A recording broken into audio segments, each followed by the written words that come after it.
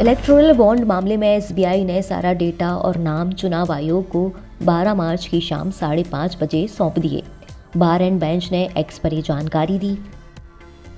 अब चुनाव आयोग 15 मार्च को ये सारा डेटा पब्लिश कर देगा।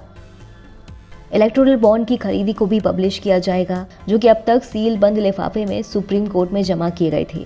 11 मार्च को सुप्रीम कोर्ट ने बैंक को फटकार लगाई थी और 12 मार्च शाम तक ये डिटेल देने का आदेश दिया था। बैंक ने सुप्रीम कोर्ट से डेटा देने के लिए 30 जून तक का समय मांगा था, लेकिन कोर्ट ने सिरे से इसे नकार दिया था। वहीं इलेक्टोरल बॉन्ड मामले में सुप्रीम कोर्ट बार एसोसिएशन ने राष्ट्रपति को चिट्ठी लिखी है। इसमें कहा है कि सरकार राष्ट्रपति के जरिए कानूनी राय हासिल करे।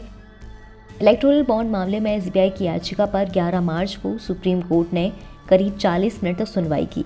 एसबीआई ने कोर्ट से कहा था कि बॉन्ड से जुड़ी जानकारी देने में हमें कोई दिक्कत नहीं है, लेकिन इसके लिए कुछ समय चाहिए। इस पर सीजेआई डीवाई चंद्रचूड़ ने पूछा, पिछली सुनवाई से अब तक 26 दिनों में आपने क्या किया?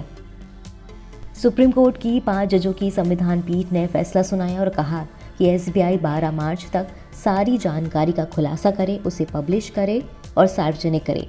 इलेक्शन कमीशन सारी जानकारी को इकट्ठा कर 15 मार्च शाम 5 बजे तक इसे वेबसाइट पर पब्लिश करे। दरअसल सुप्रीम कोर्ट की 5 जजों की संविधान पीठ ने 15 फरवरी को इलेक्टोरल बॉन्ड की बिक्री पर रोक लगा दी थी।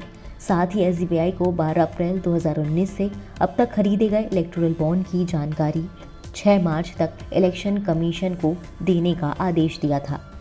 4 मार्च को एसबीआई ने सुप्रीम कोर्ट में याचिका लगाकर इसकी जानकारी देने के लिए 30 जून तक का वक्त मांगा। इसके अलावा court association for democratic reforms यानी कि एडीआर की उस याचिका पर भी सुनवाई की, जिसमें 6 मार्च तक जानकारी नहीं देने पर एसबीआई के खिलाफ अवमानना का केस चलाने की मांग की गई थी। 15 फरवरी के फैसले में सुप्रीम कोर्ट ने कहा था कि एसबीआई इलेक्टोरल बॉन्ड को किसने खरीदा और उसे किसने भुनाया, इसकी जानकारी उपलब्ध कराए।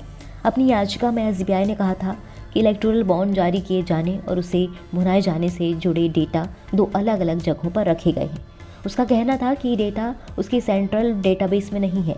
उसका ये भी मानना था कि इसका मिलान करने के लिए ज़्यादा काम करने की ज़रूरत पड़ेगी। एसबीआई की दलील थी कि हर बॉन्ड पर एक यूनिक नंबर दिया गया है, उसे अल्ट्रा वायलेट लाइट में पढ़ना पड़ेगा, इसके बाद ही बॉन्ड का पता चल पाएगा। इसके अलावा इस पर कोई और ऐसा चिन्ह नहीं है जिससे पता चल सके कि उसका खरीदार कौन है, क्योंकि ये बेरर बॉन्ड है। सुप्रीम कोर्ट ने एसबीआई की याचिका खारिज कर दी और फैसले में कहा कि अदालत ने एसबीआई को ये नहीं कहा कि उसे इन दोनों जानकारियों को मिलाना है। अदालत ने एसबीआई से कहा कि उन्हें सिर्फ 2 तरह की जानकारी देनी है। पहली ये कि बॉन्ड कब खरीदा गया और खरीदने वाले के नाम और खरीदे गए प्रत्येक बॉन्ड की कीमत क्या है, और दूसरा ये कि किस पार्टी ने कितने बॉन्ड को भुनाया है, किस तारीख को भुनाया और ये लिया गया बॉन्ड कितने का था।